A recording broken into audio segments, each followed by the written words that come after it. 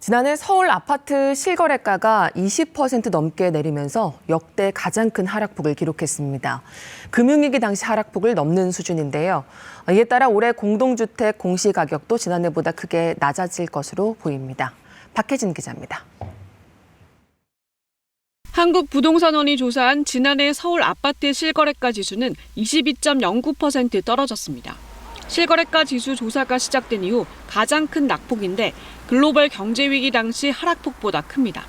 서울 아파트 실거래가 지수는 대선 이후 각종 규제 완화에 대한 기대감이 커진 지난해 3월과 4월, 6월을 제외하고는 모두 하락했습니다. 금리 인상 등에 따른 집값과 전셋값 하락으로 거래량이 크게 줄어든 상황에서 시세보다 가격을 낮춘 거래만 이뤄졌기 때문인 것으로 분석됩니다. 전국 아파트 실거래가 지수도 지난해 16.84% 떨어지며 조사 이래 가장 많이 떨어졌습니다. 2021년 실거래가 지수가 30% 넘게 상승하며 과열을 보인 인천과 경기도는 지난해는 반대로 20% 이상 하락하며 전년도 상승폭의 3분의 2 이상을 반납했습니다. 광역시도 가운데 가장 크게 떨어진 곳은 세종시였습니다. 이렇게 아파트 실거래가가 크게 내리면서 올해 공동주택 공시가격도 지난해보다 크게 떨어질 것으로 전망됩니다. 지난해 실거래가 지수 하락에다 현실화율까지 2020년 수준으로 낮추면서 수도권은 물론 전국 기준으로도 두 자릿수 이상 떨어질 것으로 보입니다. 올해 공동주택 공시가격은 다음 달 17일부터 열람에 들어갑니다. KBS 뉴스 박혜진입니다. 올해 초 급매물 아파트가 소진되며 반등 기미를 보였던 주택시장이 미분양 이슈가 불거지며 하락폭이 다시 커지는 모습입니다. 미분양 물량이 해소되지 않으면 매매 가격 약세가 지속될 것이란 전망이 많습니다. 이용순 기자가 보도합니다. 올해 들어 6주 연소 대전과 세종 충남 아파트 매매가가 떨어졌습니다. 세종은 6.5% 떨어져 전국사 하락폭이 가장 컸고 대전은 2.8%, 충남은 1.5% 떨어졌습니다. 분양 시장에서 미분양이 대거 발생하자 매수 심리가 더 차갑게 식은 겁니다. 신규 분양 가격이나 기준주택 가격이 시장에 원하는 가격보다 상당히 높다라고 지금 판단을 하기 때문에 매수를 생각했던 분들이 쉽게 지금 매수를 하지 못하고 관망세로 지금 돌아서고 있는. 2021년 말 460가구이던 대전의 미분양 주택은 1년 사이 3천여 가구로 600% 이상 늘었고 같은 기간 충남은 1,000가구에서 8천여 가구로 급증했습니다. 급기야 건설업계가 정부의 미분양 아파트 매입 등 대책을 요구하고 있지만 비판 여론이 만만치 않습니다. 주택도시기금을 써 악성 미분양을 털어주면 집값 하락은 어느 정도 막을 수 있겠지만 무주택자들의 여론과는 정면으로 배치되기 때문입니다. 이건 현 정부가 주장하는 자유시장 경제 원리에도 어긋나고요. 건설사들을 위한 정책이 되지 서민들에게는 바람직하지 못한. 게다가 한국은행의 기준금리 추가 인상 가능성이 남아있어 신규 분양과 기존 주택 시장에 부담이 되고 있습니다. 건설사와 재건축 조합 등이 올해 대전과 세종 충남에 아파트 5만여 가구를 분양할 계획이었지만 실제 분양은 만여 가구에 그칠 것이란 전망까지 나오고 있습니다. KBS 뉴스 이용순입니다. 전셋값이 집값의 어느 정도인지를 나타내는 전셋가율이 10여년 만에 최저 수준으로 내려갔습니다. 집값보다 전셋값이 더 가파르게 떨어졌기 때문인데 집값을 더 끌어내릴 수 있다는 전망도 나옵니다. 박영민 기자입니다. 서울 송파구의 한 아파트 단지. 최근 거래된 전용 면적 84제곱미터의 전셋값은 8억 3천만 원.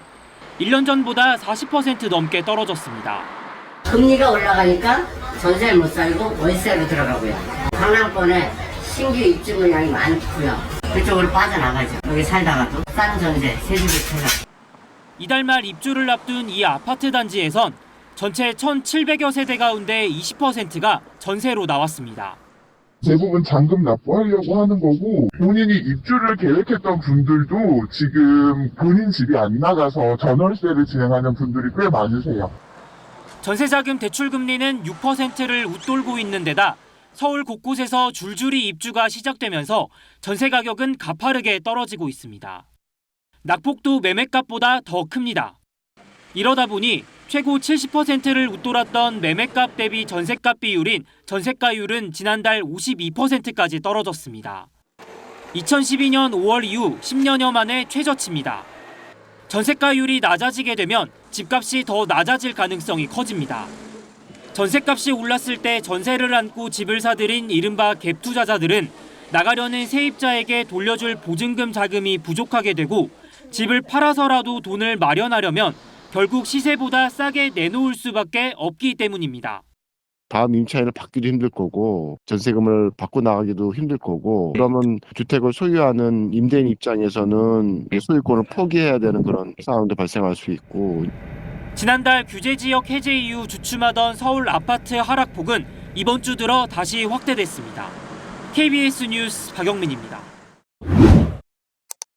여러분 안녕하십니까? 광주 전남권 KBS 9시 뉴스입니다. 신학기와 이사철을 앞두고 있지만 부동산 시장과 침체가 계속되면서 부동산 중개업소가 큰 어려움을 겪고 있습니다. 네, 거래 절벽으로 월세를 내기도 빠듯한 업체들이 늘면서 중개업소 폐업이 속출하고 있습니다. 김호 기자입니다. 광주 상무지구의 한 부동산 중개업소입니다. 사무실을 임대한다는 현수막이 내걸렸고 내부는 텅 비었습니다. 월세를 감당하기가 힘들어가지고 적금을 해지해서도 계속 버텼는데 그거마저 힘들어서 그만두겠다고. 또 다른 부동산 중개업소. 급매물 안내문이 빼곡히 나붙었지만 아파트를 사겠다는 사람은 찾아보기 힘듭니다. 매수자들은 더 내려갈 수 있다는 기대가 있어요. 그러다 보니까 가격을 매수인이 원하는 가격을 제시해줘도 또 안 합니다. 망설이고 좀 더 기다리겠다고 합니다. 부동산 거래 절벽은 중개업소 줄폐업으로 이어지고 있습니다. 지난해 12월 한 달간 문을 닫은 광주 전남 지역 공인중개사 사무소는 103곳. 매달 50곳을 넘지 않았던 폐업업체 수가 배 이상 늘었는데 주택시장 침체로 월세를 내기도 빠듯한 업체가 많습니다. 조정 대상 지역을 벗어나면서 경기가 좀 활발해질 거라고 생각했는데 산림기사라든가 그다음에 소방 이런 부분을 이직을 준비하면서 새로운 이렇게 길을 도전하고 시험을 지금 많이 보고 있더라고요. 아파트 매매 건수는 지난해 7월부터 하락세로 접어들었는데 12월에는 연초의 절반 수준까지 떨어졌습니다. 주택자금 대출을 감당하기 어려운 시점에서 주택을 매도하는 그 시점이 주택가격의 하락의 변동폭이 가장 클 거고. 시장의 불확실성에 주택 매수자와 매도자의 관망세가 새해에도 이어지는 가운데 정부 규제 완화와 금리 변수에 따라 부동산 시장의 회복 여부가 결정될 것으로 보입니다. KBS 뉴스 김호입니다. 전세 가격이 크게 떨어지면서 집주인과 세입자의 입장도 바뀌고 있습니다. 계약이 끝난 세입자를 붙들기 위해 집주인이 떨어진 전세값을 매달 나눠서 주는 경우도 있다고 합니다. 박진수 기자가 취재했습니다. 서울 서초구의 한 아파트. 전용 면적 59제곱미터의 전세값은 8억 원으로 2년 전보다 20% 떨어졌습니다. 계약이 끝난 집주인들은 기존 세입자를 붙잡으려고 은행 빚을 내 보증금 일부를 되돌려주거나 하락한 전세값만큼 매달 현금을 주기도 합니다. 이른바 역월세입니다. 차익만큼 이제 돈을 돌려받기를 원하는데 임차인들이 돌려주지를 못하는 사람들이 많다 보니까 이제 매달 임대인이 임차인한테 월세식으로 매달 얼마씩. 서울 아파트 전세값은 1년 가까이 하락하고 있고 최근 낙폭도 커지고 있습니다. 이런 사이 최근 석 달간 서울 아파트 전세 매물 2만여 건 가운데 20%가 넘게 2년 전 전세값보다 낮춘 역전세 계약을 체결한 것으로 나타났습니다. 2억 정도를 낮추고 전세 대출 금리 자체를 조금만 진행을 해서 부담이 덜하는 방향으로 진행을 하고 싶은 거죠. 이런 현상이 더 심화될 것이라는 전망도 나옵니다. 세입자들이 최고 6%를 웃도는 전세자금 대출을 받는 것보다 부담이 낮은 월세를 더 선호하고 있기 때문입니다. 실제로 지난달 서울에서 월세 비중은 57%로 7달 만에 가장 높은 수준을 기록했습니다. 여기에 서울에서만 올해 아파트 2만 6천여 호가 입주를 앞두고 있고 강남 3구와 용산구를 제외한 서울 전역에서 실거주 의무가 폐지되면서 전세 매물은 더 늘어날 수 있습니다. 입주 물량이 집중되거나 갭 투자가 그간 많았던 지역을 중심으로 역전세 현상이 이어질 가능성이 높습니다. 정부는 집주인의 전세금 반환 자금의 보증 한도를 지금의 2배인 2억 원으로 늘리기로 했습니다. KBS 뉴스 박진수입니다.